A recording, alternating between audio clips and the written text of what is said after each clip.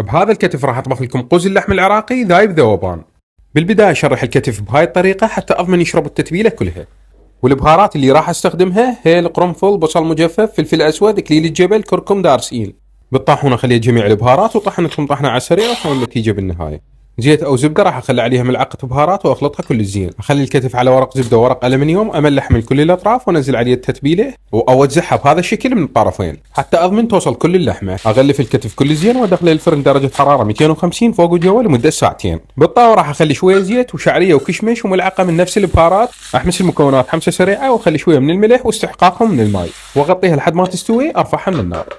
بجدر على الطباخ راح اخلي شويه زيت وتم مغسول منقوع لمده 10 دقائق وملعقه من نفس البهارات. احمسهم حمسه سريعه وكميه مناسبه من الماء والملح. اتركه يسوى على نار وسط بين ما يكمل ارفع من الطباخ. وهسه صار وقت التقديم. بين ما نقدم هاي الوليمه انت صار لازم تتابعني وتنطي لايك وشارك هذا الفيديو لباقي الناس. هذا شكل وصفه القوز العراقي بالنهايه. اتمنى تنال على اعجابكم ولاحظوا لي اللحم شلون ذايب على اخر.